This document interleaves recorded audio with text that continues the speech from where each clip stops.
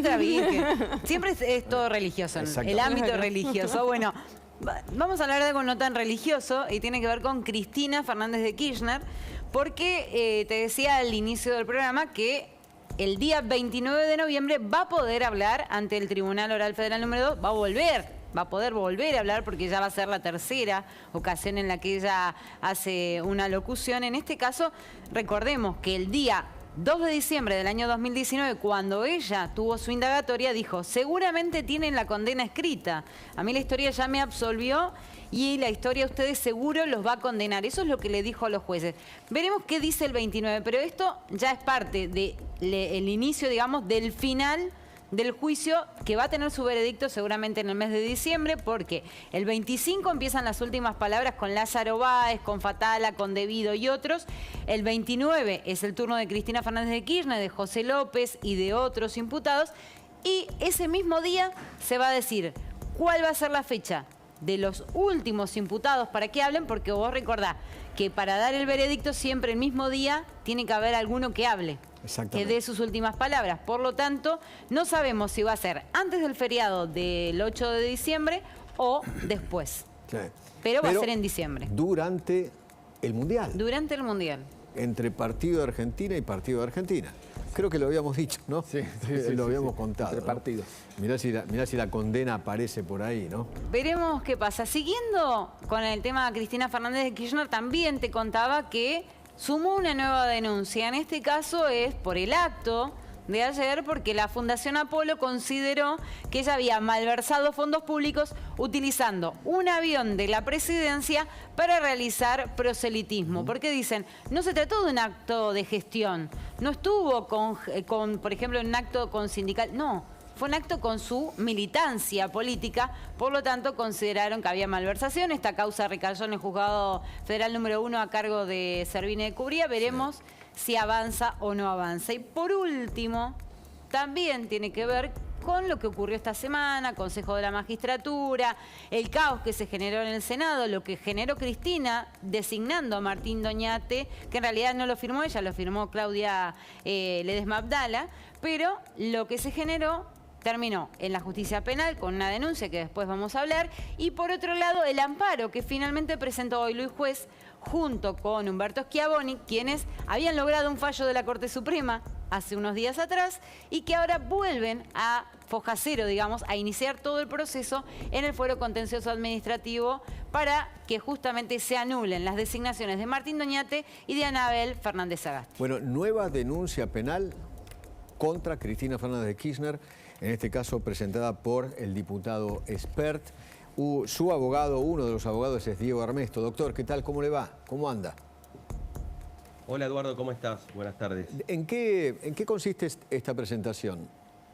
Bueno, la presentación, claramente lo que el encuadre es un delito constitucional, es decir, algo no muy utilizado en nuestro derecho, pero el convencional constituyente en el 94, cuando hizo el artículo 36, cuando lo redactó, estableció determinadas pautas y delitos constitucionales. Y el Código Penal, en el artículo 230, inciso segundo, dice que el funcionario que se alzare contra una ley provincial, nacional o contra otro poder del Estado estaría infringiendo un atentado contra el sistema democrático. ¿Pero por qué? ¿Cuál es la razón específica? Y un poco Lourdes recién adelantaba lo del procedimiento dentro del Senado de la Nación. De nuestro punto de vista hay varias violaciones a principios constitucionales y uno de ellos es la representación. Y en el fallo Luis Juez, la Corte Suprema, cuando habla del ardid, habla de que hay una violación mediante este ardid del principio de representación. Y vos fíjate algo, Eduardo, cuando vos hoy ves la fotografía de los representantes en el Consejo de la Magistratura, de los 4 que le corresponden al Senado, 3 son del oficialismo. Exacto. Entonces, automáticamente, ese equilibrio que resolvió la Corte en el fallo del 16 de diciembre del 2021, donde declara inconstitucional la ley del 2006, una vez más se vuelve a romper el equilibrio. Y esto vuelve a ser, para mí y para el otro colega, un delito continuo. ¿Por qué? Porque ese ardid, eso de romper el bloque, eso de disimular lo que es falso como verdadero, continúa en el tiempo. Algunos constitucionalistas, he leído, han argumentado que, bueno, pasaron 7 meses, ya el bloque está separado. Pero veamos Claro. la foto cuando hacen la conferencia de prensa. No se junta el bloque Unidad Ciudadana y su presidenta, la senadora Di Tulio, hace el planteo, sino que está Fernández Agasti y el bloque del Frente de Todos en completo. Entonces, esto rompe el equilibrio, rompe la representación en el Consejo de la Magistratura y desde nuestro punto de vista, y es lo que firmó el diputado Osper, es suficiente argumento como para alegar y decir que la justicia debe investigar si existió o no un atentado contra el sistema republicano. Claro, justamente, bueno, creo que también esto quedó replicado. Ellos lo que hicieron fue encima hacer una declaración en contra del fallo de la Corte Suprema de Justicia, Diego, y por otro lado te quiero consultar, porque en esto que vos venís diciendo justamente, muchos aluden al hecho de que, bueno, el fallo de la Corte era justamente para el periodo hasta el 2022. Hasta en ese momento sí había una pérdida de representatividad porque en realidad de los equilibrios, pero ahora estamos ante una nueva fecha que sería 22-22 hasta 22-26, hasta 20-26, perdón. Entonces, Exacto. te pueden decir que empiecen las acciones como ahora las empezó Luis Juez con un amparo, porque el fallo Exacto. corresponde a un periodo que ya terminó. Exacto. Lo que vos tenés que la gente tiene que entender es que la Corte cuando falla, falla sobre casos concretos. Es lo que vos decís. El periodo 21-22 terminó. Ahora es un nuevo amparo. Pero algo que me dijiste recién y me voy a agregar. No solamente se sancionó por medio de procedimientos, que esto también está en la denuncia, Sí. Eduardo y Lourdes. En la denuncia también se plantea que el procedimiento ad referéndum que puso la vicepresidenta, la presidenta provisional, Claudia Ledesma, para la designación de los miembros del Consejo de la Magistratura, no es el procedimiento establecido por ley. Tal cual. ¿Y por qué no es el procedimiento? Porque ayer la Cámara de Diputados y la designación anterior de Doñate fue por el procedimiento establecido por ley. Exacto. ¿Cómo es Doctor. el procedimiento? Los bloques políticos proponen al presidente del cuerpo los nombres, sale una resolución y van al Consejo de la Magistratura. Sí, Digo, Eduardo. no, perdón. quiero recordar, usted mencionaba la Constitución del 94. Néstor y Cristina fueron constituyentes de esa Constitución. O sea, la Exactamente. propia Cristina no puede desconocer la Constitución que ella misma ayudó a redactar.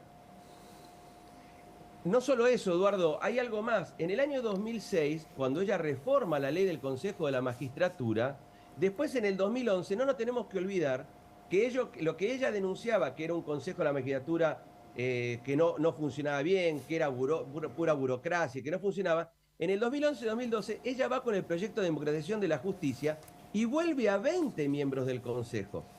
Entonces, yo creo que el problema es el manoseo que hay en las instituciones, Sí. y esto también atenta contra el sistema democrático. Sí. A ver, lo que pasa que también para Cristina la democracia soy yo. Ella está convencida que ella es la democracia porque la gente la votó a ella.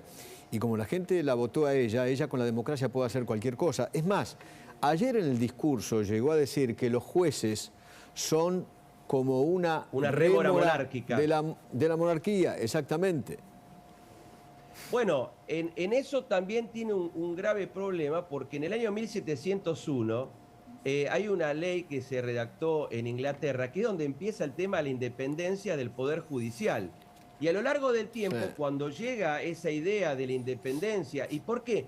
Porque mayormente siempre en los estuardos, voy a hacer un poco de historia, pobre la gente se va a aburrir a las 7:15 de la tarde, los reyes podían ponerle presión a los jueces y sacarlos cuando hacían fallos en contra de ellos.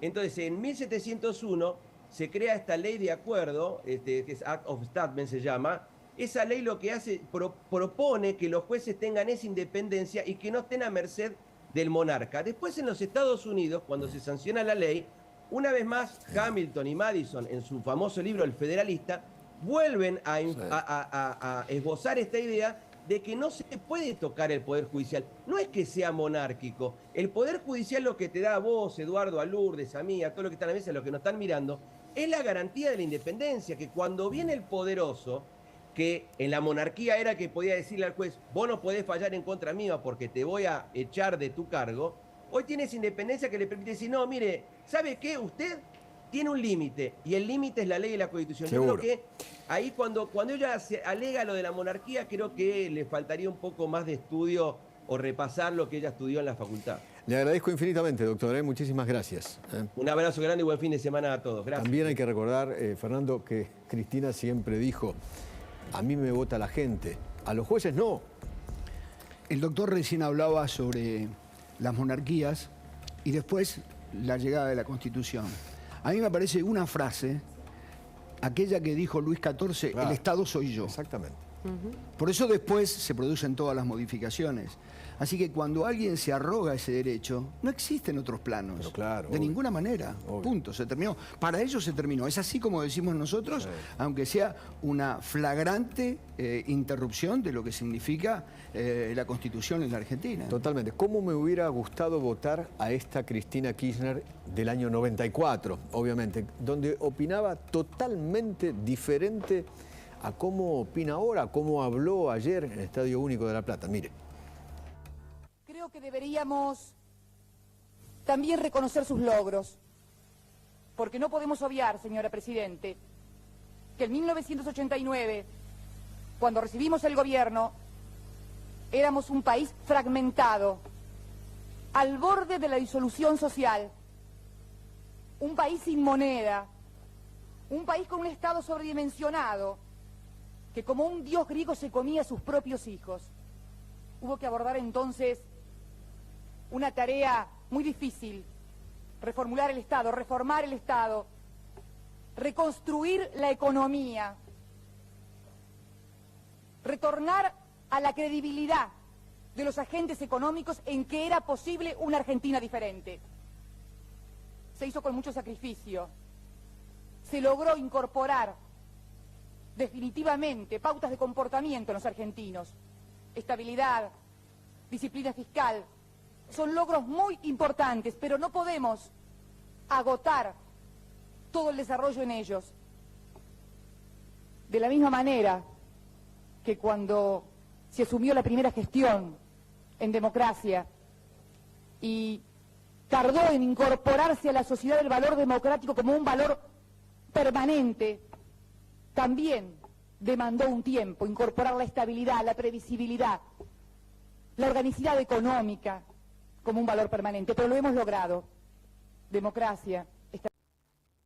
Escuchar a esta Cristina menemista, ¿no? Una cosa muy